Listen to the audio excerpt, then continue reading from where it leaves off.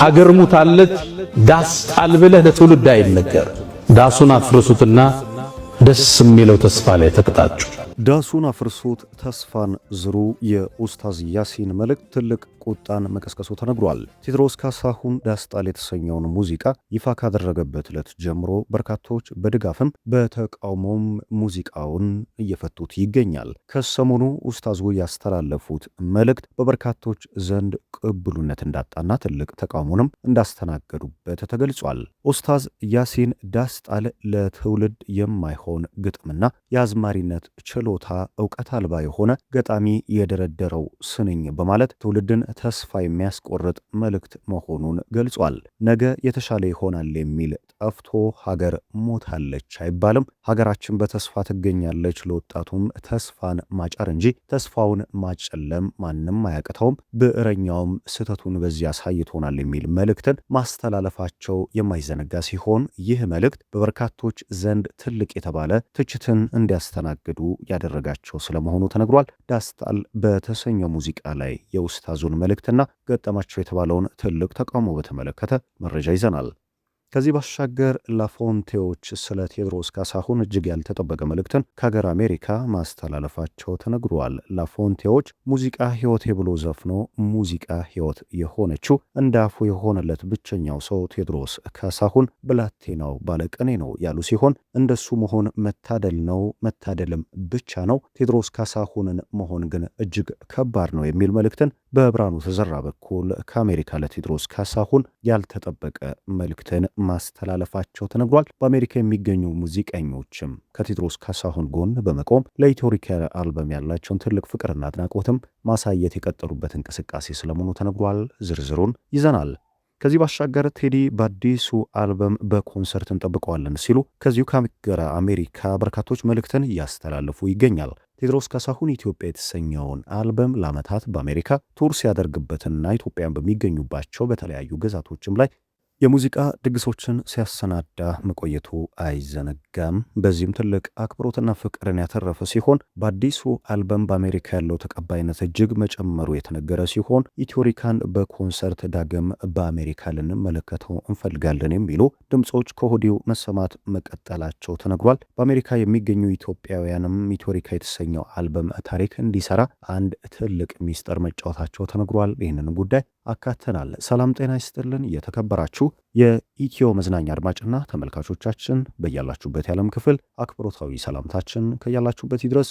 እስከ ቪዲዮ ፍጻሜ ቆይታችሁ ሰናይ እንዲሆንና ለቻናሉ አዲስ ከሆናችሁ ደግሞ ሰብስክራይብ እንድታደርጉ፣ ቪዲዮን ላይክ፣ ሀሳባችሁን ደግሞ በኮሜንት መስጫው ላይ ማስፈር ከቶ እንዳዘነጉ በትህትና እንጠይቃለን። ቀጥታ ወደ ዕለታዊ መረጃችን የምንሻገር ይሆናል።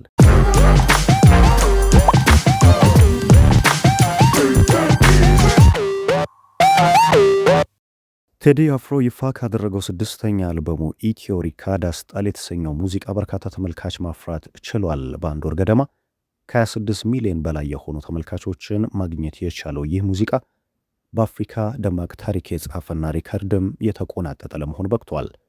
በሙዚቃ ውስጥ የተካተተው ግጥም የያዘው ትልቅ መልእክት፣ ፖለቲካዊ ትርጉም ቴዎድሮስ ካሳሁን በአገር ጉዳይ ላይ ያለውን አቋምም ያንጸባረቀበትና ትልቅ ድፍረት የታየበት ስለመሆኑ በርካቶች ይገልጻሉ።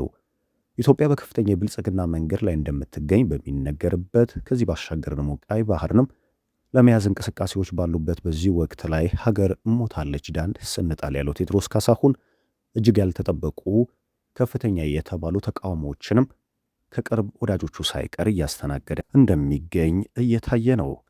በተለይም ዳስ ጣል በተሰኘው ሙዚቃ ከፖለቲካ መሪ እስከ ሃይማኖት መሪ ከሙዚቀኛ እስከ አርቲስት በመንግስት መዋቅር ውስጥ ካለው በመንግስት መዋቅር ውጪ እስከሚገኘው ግለሰብ ድረስ በዳስ ጣል ላይ የራሱን ሐሳብ እየሰጠ ይገኛል።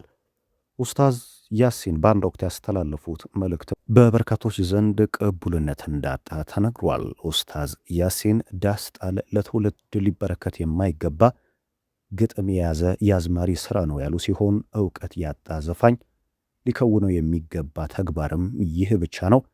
እንደዚህ በማለትም ትውልድን ተስፋ ማስቆረጥ አይገባም የሚል መልእክትን አስተላልፈዋል። ከዚህ ባሻገር ነገ የተሻለ ይሆናል የሚል ባልጠፋበትና ነገን የተሻለ ለማድረግ በርካቶች እየተረባረቡ በሚገኙበት እንደ ቴዎድሮስ ካሳሁን ያሉ ሙዚቀኞች ደግሞ ሀገር ሞታብናለች ማለታቸው ተቀባይነት የሚሰጠው ድጋፍም ሊያገኙበት የሚችሉት ዋጋ ቢስ የሆነ ትርጉምም የሌለው ሙዚቃ ነው ሲሉ ሙዚቃውን ተችቷል። ሀገሬ ትልቅ ተስፋ አላት፣ በተስፋም ጉዞ ላይ ትገኛለች። ለወጣቱም ተስፋ መስጠትና በነገራዊ ውስጥ ኢትዮጵያን የተሻለች አድርጎ እንዲሰንቅ ማድረግ የሚሻል ነው። ዳስ ጥሎ ሀገር ሞታብኛለች ማለት ግን ትውልድን ተስፋ የሚያስቆርጥና በሀገሩ እንዳይለወጥ የሚያደርገው ከባድ መልእክት ነው ሲሉ የቴዎድሮስ ካሳሁን ዳስ ጣል ሙዚቃን ተችተዋል። ይህ ጉዳይ ግን በበርካታ ወዳጆቻቸው ጭምር ትልቅ የሆነ ተቃውሞ እንዲያስተናግዱ እንዳደረጋቸውም በስፋት እየተነገረ ይገኛል። ከዚህ ባሻገር በአሜሪካ የሚገኙ ሙዚቀኞች ከቴዎድሮስ ካሳሁን ጎን በመቆም ከዚህ ባሻገር ደግሞ ኢትዮሪካል ለተሰኘው አልበሙም ትልቅ አክብሮት በመስጠት ላይ እንደሚገኙ ተነግሯል። በነ ሙዚቀኛ ተሙ የተጀመረው መንገድም በአሜሪካ ተወዳጅ የሆኑ ሙዚቀኞች እንደቀጠለ የሚገኝ ሲሆን በትናንትናው ዕለት ላፎንቴዎችም የቴዎድሮስ ካሳሁንን የሙዚቃ ሕይወትና አዲስ አልበም በተመለከተ በብርሃኑ ተዘራ በኩል መልእክትን አስተላልፏል። ሙዚቃ ሕይወቴ ብሎ ዘፍኖ እንዳፉ የሆነለት ብቸኛው ሰው ቴዎድሮስ ካሳሁን ነው በሚል የጀመረው ብርሃኑ ተዘራ ሙዚቃ እንደ ቴዎድሮስ ካሳሁን የተሳካለት ተቀባይነት ያገኘለት በሕዝብ ዘንድም ተወዳጅነቱ ጣሪያ የነካ ሰው ማግኘት እጅግ ከባድ ነው። ብላቴናው በኢትዮጵያ ሊከወን የማይችል ትልቅ ታሪክ የጻፈና መታደል ካልሆነ በስተቀር ቴዎድሮስ ካሳሁንን መሆንም መድገምም የማይቻል ትልቅ ታሪክ የጻፈ ሰው ሲል አሞካሽቶታል። በአሜሪካም ቴዎድሮስ ካሳሁን በጥበብ ሰዎች ዘንድ ትልቅ የሚባል ተቀባይነትን ማግኘቱን የሚያሳይ ሲሆን ሙዚቀኞች ኢትዮሪክ የተሰኘው አልበም እስካሁን ካደመጧቸው አልበሞች ሁሉ ልዩና አስገራሚው እንደሆነም እየጠቆሙ ይገኛል። ከዚህ ባሻገር ቴዎድሮስ ካሳሁን ሲነሳ አሜሪካ አብሮ ይነሳል። በአሜሪካ ኮንሰርቶችን ከዚህ ቀደም ማዘጋጀቱ አይዘነጋም። በተለይም ደግሞ ኢትዮጵያ የተሰኘውን አልበም በመያዝ ለወራት በአሜሪካ የተለያዩ ግዛቶችም ላይ ኮንሰርቶችን ሲያደርግ መቆየቱ የማይዘነጋ ነው። በዚህም ቴዎድሮስ ካሳሁን ያለው ተቀባይነት እጅግ ግዙፍ በመሆኑና በአሜሪካ በርካታ ወዳጆችን እንዳሉትም ያሳየበት መሆኑ አይዘነጋም።